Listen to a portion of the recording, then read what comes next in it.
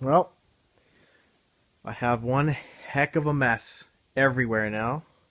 The 164S engine is completely disassembled. All the parts for the front wheel drive pieces are just all here on the floor now. Oil sump's off. And its block is apart right next to my block over here. I'm dubbing this motor the Sludge Monster. It is sludgy and disgusting. One of the worst motors I've seen in a while. Apparently this person didn't really believe in regular oil changes or coolant changes. It's just gross. That's just gross. There's actually nests of like small mammals living in the V of the engine that I had to vacuum out and everything. The engine was probably sitting in the wrecker for who knows how long too. So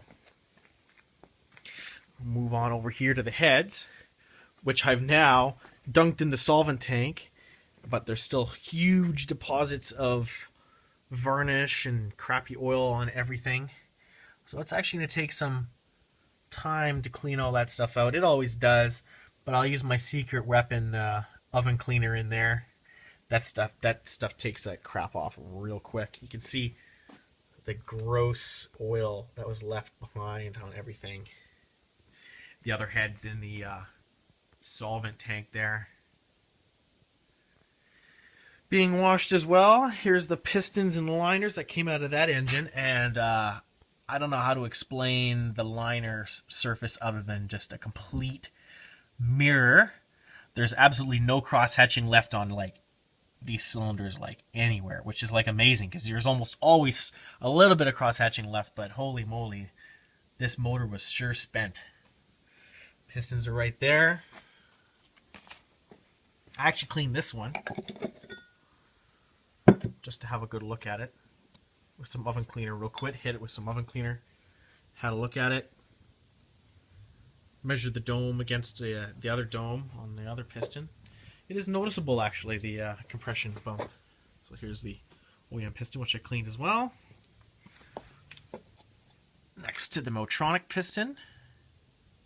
So yeah, you can see there is a difference in the dome shape and everything. So that's fun. So at this point I have tons of cleaning to do. I've taken all the valve train hardware out of this head now.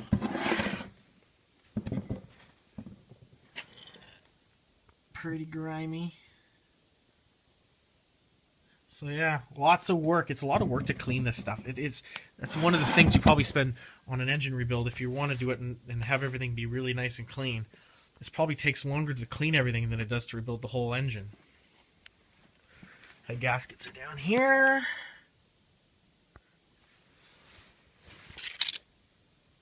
Didn't look too bad, I guess, compared to mine, which were haggard.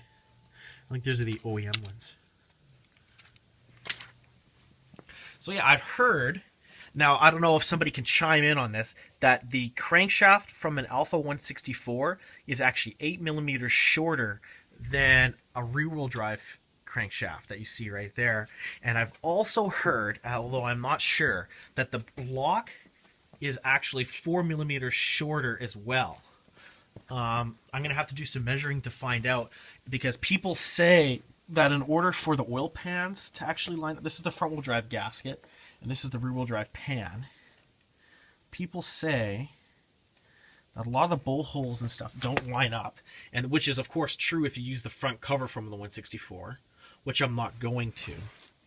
But it's weird because people always said that you needed to file holes and stuff to get things to fit, but it just doesn't seem to be the case here. So if somebody could chime in, maybe has experience with this sort of stuff, maybe chime in and let me know what sorts of modifications have to be done to get this Alfa 164S engine mated to the Jubo flywheel and the rear-wheel drive oil pan. So until now, or until then, I have lots more cleaning to do. Gross.